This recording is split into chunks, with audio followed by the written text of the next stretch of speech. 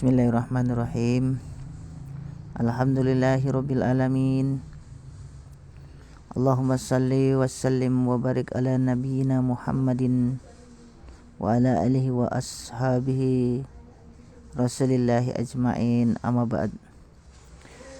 Ikhwan fiddin rahimani wa rahimakumullah. Pada kesempatan kali ini kita lanjutkan pembacaan kitab tauhid, yaitu tentang kandungan dari bab ke-19 tentang faktor yang menyebabkan manusia menjadi kafir dan meninggalkan agama mereka, yaitu sikap yang berlebih-lebihan kepada orang-orang soleh. Yaitu poin yang ke-8 bab ini, yaitu berlebihan dalam mengagungkan orang soleh, mengandung suatu bukti bagi kebenaran pernyataan kaum salaf bahwa bid'ah adalah penyebab kekafiran dan lebih disenangi oleh iblis daripada maksiat, karena maksiat masih bisa diampuni sedangkan bid'ah tidak. Kesembilan, setan mengetahui tentang dampak yang diakibatkan oleh bid'ah sekalipun maksud pelakunya adalah baik. Kemudian yang ke-10, mengetahui kaidah umum, yaitu bahwa sikap yang berlebihan dalam agama dilarang, dan mengetahui pula apa dampak yang diakibatkannya. Ya, jadi bid'ah yang pertama kali dilakukan oleh orang terdahulu adalah membuat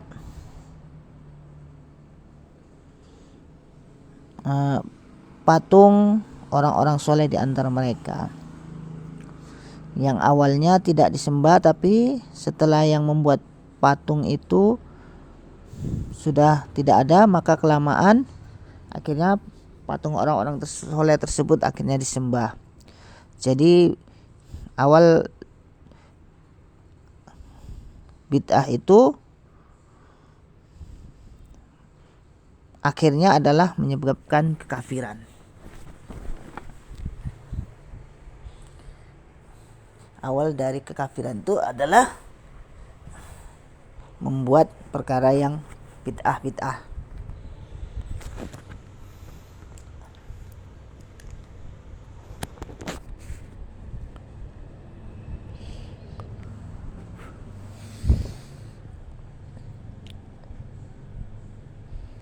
Ke-11, bahaya dari perbuatan sering berdiam diri di kuburan dengan niat untuk suatu amal soleh.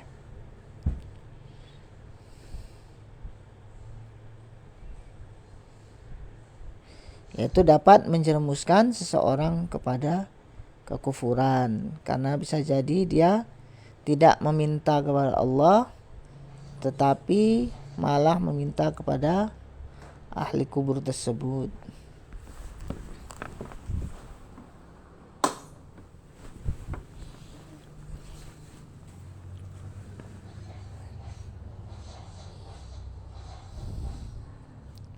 Kemudian yang ke-12, larangan adanya patung-patung dan hikmah dalam pemusnahannya, yaitu untuk menjaga kemurnian tauhid dan mengikis kemusyrikan.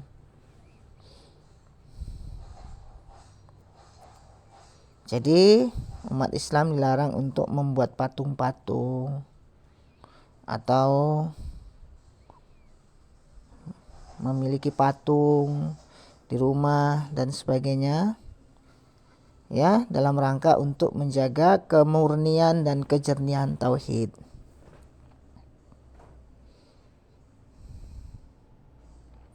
Kemudian 13, kisah tentang kaum Nabi Nuh tersebut mengandung makna besar dan diperlukan sekali meskipun sudah dilalaikan. 14, hal yang paling mengherankan bahwa mereka, yaitu ahli bid'ah, ahli bid'ah telah membaca kisah ini dalam kitab-kitab tafsir dan hadis dan mengerti arti kalimatnya, tetapi Allah menutup hati mereka sehingga mereka mempunyai keyakinan bahwa apa yang dilakukan oleh kaum Nabi Nuh adalah amal ibadah yang terbaik.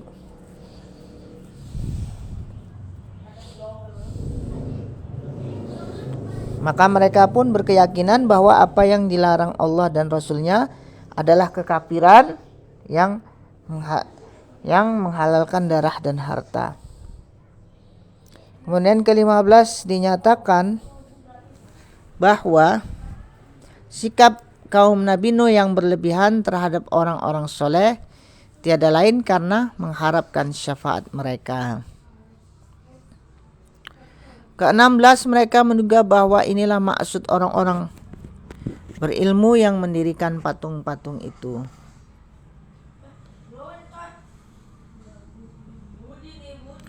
17 pernyataan penting yang termuat dalam sabda Rasulullah Sallallahu Alaihi Wasallam, janganlah kamu berlebih-lebihan memujiku, sebagaimana orang-orang Nasrani telah berlebih-lebihan memuji Isa putra Maryam.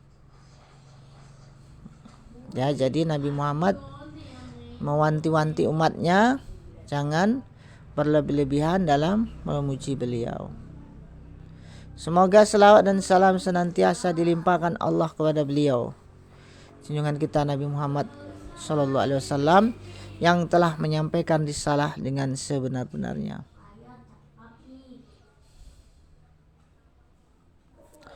Kemudian yang ke-18, ketulusan hati beliau kepada kita umatnya dengan memperingatkan bahwa akan binasa orang-orang yang berlebihan tindakannya.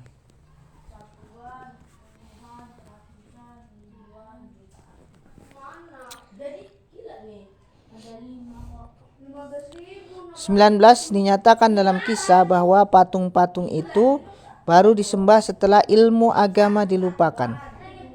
Dengan demikian dapat diketahui nilai keberadaan ilmu ini dan bahayanya apabila hilang.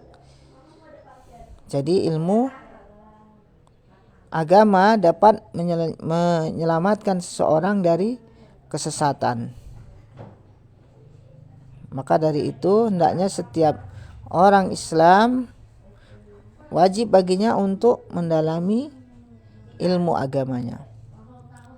Kemudian yang ke-20, bahwa sebab hilangnya ilmu adalah matinya para ulama. Karena ulama ini adalah warasatul anbiya, pewarisnya para nabi. Jadi apabila telah hilang pewaris para nabi, maka hilang pula lah ilmu yang dibawa para ulama tersebut, yang mereka peroleh dari Nabi Muhammad Sallallahu Alaihi Wasallam, dari para nabi. Demikian, mudah-mudahan bermanfaat. Adapun kesimpulan yang dapat kita ambil dari bab ini adalah hendaknya kita jangan berlebih-lebihan dalam memuliakan orang-orang soleh di antara kita.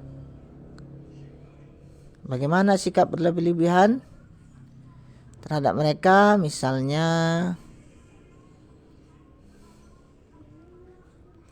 membuat patung-patung mereka. Bisa jadi hari ini tidak disembah, akan tetapi ketika ilmu agama telah hilang, maka ada kemungkinan patung-patung orang soleh tersebut akan disembah sebagaimana telah terjadi di kalangan umat Nabi Nuh. Demikian, mudah-mudahan bermanfaat. Wallahu taala alam. Subhanakallahumma wa bihamdika asyhadu an la ilaha illa anta astaghfiruka wa atubu ilaik. Wassalamualaikum warahmatullahi wabarakatuh.